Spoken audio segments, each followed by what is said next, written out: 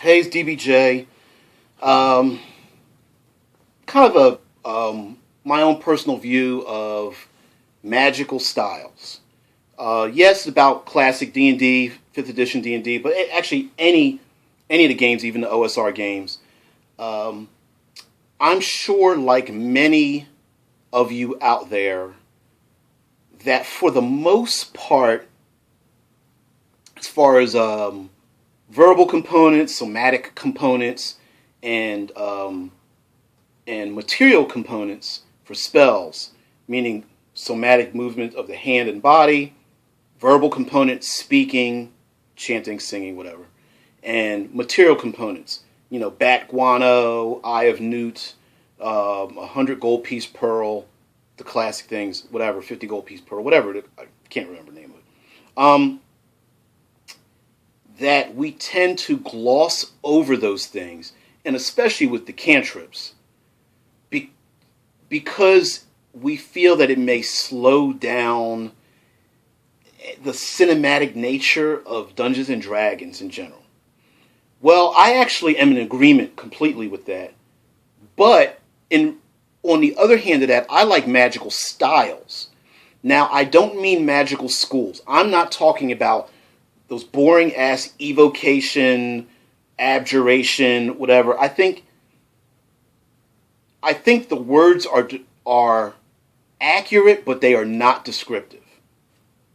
Necromancy is the only one that anybody particularly feels that there's any energy that comes from. I think evocation and abjuration are not evocative of an emotion and an imagery. All right. I personally like styles of magic. So it is not whether you are a fire mage or a necromancer, but how do you, as a player, use your magic? And because I like to be an immersive gamer, that each style of magic has its own benefits and limitations based on the environment that you're in, despite the rules. Okay? So I'm going to go over my six and that I tend to fall into and I like players to fall into, and just give you a general idea of what they are, what their benefits and limitations are, and then as players they can come up with their own styles and usually fitting in with whatever class they are or their character concepts.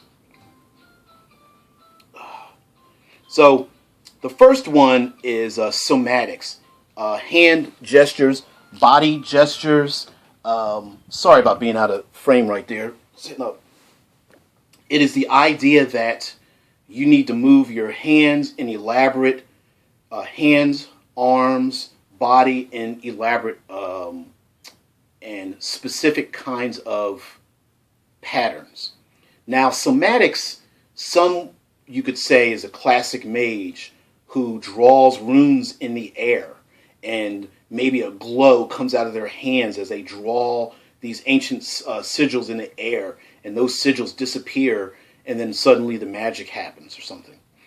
Some could be complex hand gestures done together, like kind of like a Zen. You would imagine a Zen Buddhist or a mantra or something like that, where the hands and fingers are locked in specific complex patterns to elicit a particular spell or something. And lastly would be something more, not lastly, but be something more like body motion, like dancing or kata in martial arts, where they're going through a series of moves, dance moves like ballet or something of that nature. And lastly would be not moving at all. So you would put your body into complex shapes, like in terms of yoga and Kama Sutra, or something where you bend your body, your arms behind your back, your leg behind your head. You contort your body to achieve a particular result. Now, that kind of magic, of course, would be quiet. You wouldn't be making any noise. If no one could see you doing it, you could still perform that magic behind a wall, behind a locked door, behind someone's back. depending on how much space you need, where you're performing kata and such, you may need, arm motion. Maybe you're using a weapon. You're flinging your broadsword around your head to summon up wind, or you're using a staff and you're using the staff around, and then you whip it around your body, throw it up in the air, grab the end of it, and slam it down to crack the earth or something like that. You can be very cinematic that way, especially anybody that loves like the Airbender kind of thing, or any movies that incorporate that kind of stuff, whether it's live action or anime. That's what somatic magic would be. And that kind of magic, of course, you would be limited because you would have to be able to move your hands and or body in these complex shapes. So, if your hands are held, if your body can't move, your magic is pretty limited. Maybe as a game master, you may say, well, you can only move your hands because they're trapped in front of you, but you've been shackled, so you only have access to your cantrips, you don't have access to your other higher abilities. The higher the ability, the more space, the more elaborate your motions are going to have to be, especially with 5th edition D&D, when you have ritual magic, that would definitely be a long series of kata, dance moves, hand motions, and contorting your body into different shapes, whether they're animals, things like that.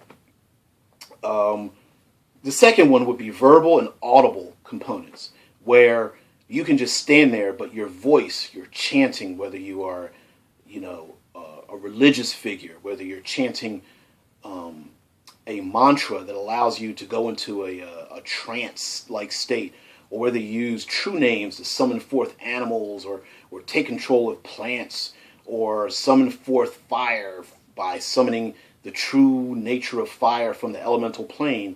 It's all verbal. And of course, if your mouth is shut, it won't work. Or when your spells are used in areas where it's very loud and your subject can't hear you, or your voice has been snatched away, that could also be a limitation as well. So if your body's shackled and you're hog-tied, but you can still speak, yes, you can still summon forth fire from the elemental plane to come and burn away the ropes that are holding your hands. But let's say you're also being carried away and shackled, and there's a torrential thunderstorm and rain, and there's wind, and you've got to scream over the loud wind and stuff because your friends can barely hear you. Well, it won't work. Now imagine that with, say, using a charm spell. So if you use somatic things where you use your hands to charm someone and they follow, or you've got the little watch swinging or something, you don't have to say anything, but you're charming them. But if they have to hear you and they can't hear you over the noise because the crowd's too loud, it won't work. The third one would be visual cues. And of course, you can make the argument that, well, that's better than, verbal and somatics. I mean, if you can just stare at something and have it happen, that's cool. But, I'm more powerful than the other characters. It's more of a bonus than a limitation. But if you are blinded temporarily, or you are blindfolded, or you cannot see your target, then your spell would not have an effect. You need to see your target and lock on. This may also have a limitation where if you want to go after multiple targets, let's say, what's a good spell? Like a magic missile spell, and your targets are spread over a large area, the game master may say, well, you have to look around far too much to cast this spell around. You have to focus on one target. So I would say that if you are a visual cue spellcaster, that you have a lot of advantages. You can be tied up, hog-tied, it could be loud, but technically your spells are hyper-focused on one thing. You want to charm somebody, you need to look them dead in the eye, or it's not going to work. And you may be limited, if it's abused, you may be limited, or you feel that that kind of magical style will be abused. You can limit it and say, well, in order to continue the spell, you must remain in visual contact with the target for as long as you want the spell to enact. So, for example, I cast a wall of fire. Well, you must visually keep your eye on that wall of fire. If you run around the corner, the wall of fire will die Fourth one are runes and inscriptions as a magical style. So, picking up a stone and carving into it, putting runes on the side of a wall. Runes and inscriptions are kind of like the middle ground between like an alchemist and a regular spellcaster, whereas the wall of fire, you could use an inscription. You're going down a dark alley and the enemies are coming after you, and you stop and you take your hand and you draw on the wall, or you take your chalk and draw an inscription on the wall, and boom, a wall of fire comes up in the alleyway as you draw on the ground and you draw a pentagram or something. But as you run around the corner, that inscription stays there. That rune stays in that location. That wall of fire activates and you run on. Of course, the limitation is you would have to be able to inscribe something. So if you cannot inscribe something, maybe the Game Master will allow you to draw your finger in the dirt. Maybe the Game Master will allow you to use blood. Whatever the case may be, you must inscribe something for it to happen. The benefit of that is maybe the Game Master will allow you to inscribe multiple items and allow that to be spread. Maybe the limitation being, if it's a 4th level spell, well, you take your 4th level spell and divide it by 4 as an effect for 4 other player characters. So if I'm just saying, I'm guessing at Mage Armor, if Mage Armor gives you +4, but you want to give it to 4 other people, you can inscribe 4 stones and each person gets +1. You could divide it up that way or something like that. Or cut the time difference down to divide it by 4. You could do the time difference. But whatever the case may be, it requires inscriptions and runes. And therefore, you don't need to talk. You don't need to be vocal. You don't even need to see it. As long as it's inscribed, you can pull out an inscription, inscribe, and go. You may have a limitation on how many inscriptions you can have on you. Instead of a player going, well, I inscribed 58 stones with Fireball, and I'm just going to throw all the stones that have 58 stones. I would limit it to whatever your intelligence bonus is, or maybe wisdom bonus. So if you have a +4 bonus, you can hold on to 4 of them. You got a +2 bonus, you can hold on to 2 at a time, etc. The 5th one would be components as a magical style. Classic components, using blood and Eye of Newt and pearls and things like that. Focusing your magic through that. Absolutely a spell type focus.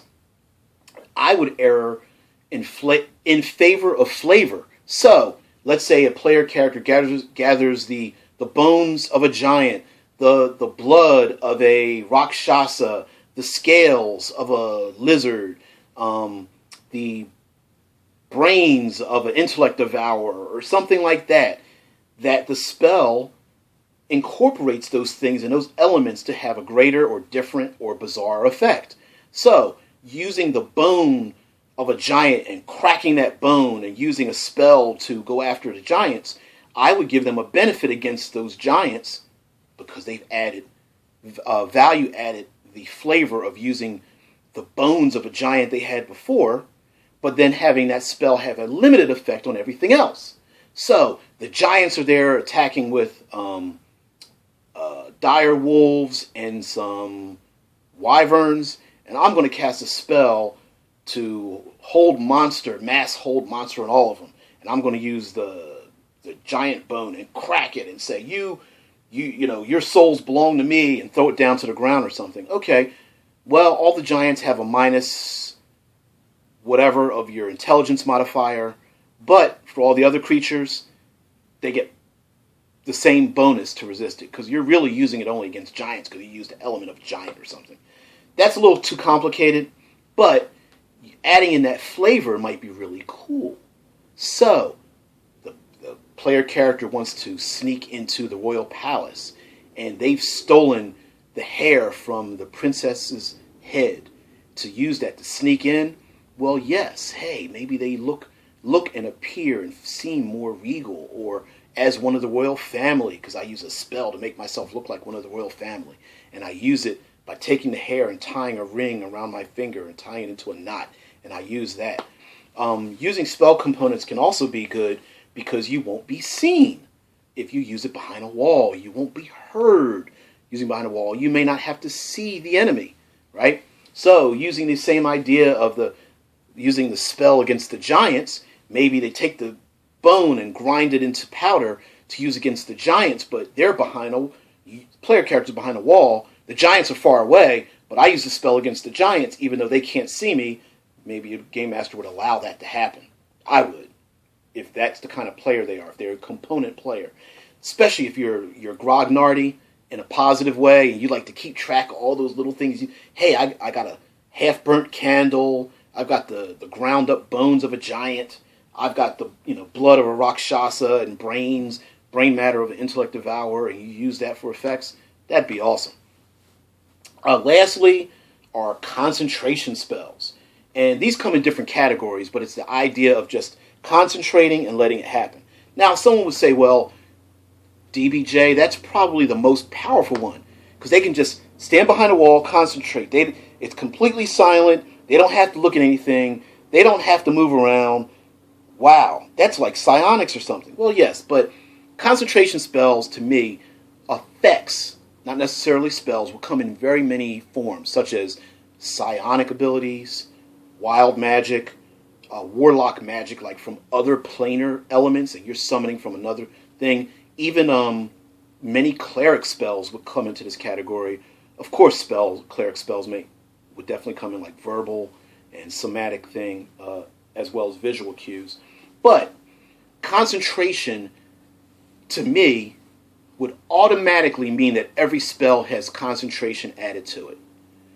So, in order for its effect to happen, you must concentrate to let it go. You want to fly, you got to concentrate. You want to cast a shield spell, you got to concentrate. You want mage armor, you got to concentrate.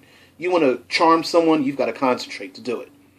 You get hit, you better make a concentration minus something, or make a concentration roll at disadvantage, or you fall into a pit and you're hurt. You're at disadvantage. Make a concentration roll. One of your friends gets hit or something, blah, blah, blah, blah. Now, I wouldn't make them roll concentration 6, 7, 8 times per round, but one concentration roll over one dramatic element to try to, mentally control the giant or something like that, yes, I would definitely have that. Also, one of the limitations of concentration and like wild magic, where you just summon it and it happens, you just think about it and it happens, is that I would limit their ability to take advantage of the other types of magic, meaning like magic out of spell books, magic that is inscribed. So, for example, the player character comes up to a door inscribed with runes. Well, the other magic, I use components to reveal the runes, or I draw a hand gesture to reveal what it says in our common language. But the person who concentrates is going to have to reach out with their power, their spirit, their mind, and reach out and touch the other magical effect, which may trigger it. May trigger it for them, may trigger it for others, as well as the fact that concentration magic probably concentration magic probably leaves a large amount of residue. So as you use your power, others who may detect that power may come gunning for you. Whether it's to use you, to eat you, to drain your power, to detect who you are, yes. Also, concentration magic would be very applicable for monks and other spell-like effects from those that have done it through large study. So, the chi or key powers of a monk may be more towards the somatic, the use of kata, versus more meditative ability, where they just meditate and concentrate. So you can meditate, concentrate, levitate off the ground, meditate, concentrate, cast a healing spell, meditate, concentrate to telekinetically lift something else, meditate and concentrate and make fire leap up from the burning fire at the camp and cast a flaming spell at somebody else or something. Concentrate to Hadouken someone or something like that. So, those are my 6 styles of magic, and of course you can fit any kind of magic into that. So if you're a necromancer, you could be a necromancer that uses components. You could be a fire mage that uses somatics. You could be an electrical mage that uses visual cues, etc., etc. So anyway, that's just my little bits of styles of magic, my little flavors. Take it or leave it, doesn't really matter. I'm sure you can poke holes in all of those, but I like to err in flavor of cinematography and cinematic action with an equal dose of advantage with disadvantage on all of them. Some player character, some game masters may find that they are, some have more weaknesses than others. So that just depends on how you run your games and if your players are the type to use or abuse or find loopholes in the things that you allow them to have. But as always, I like to create more things than destroy them. So those would be my types, my 6 types of styles of magic that I would use in my games, and then let players build up from there. So anyway, DBJ, I'm out. Glad to be back, and you guys have a very good day or evening.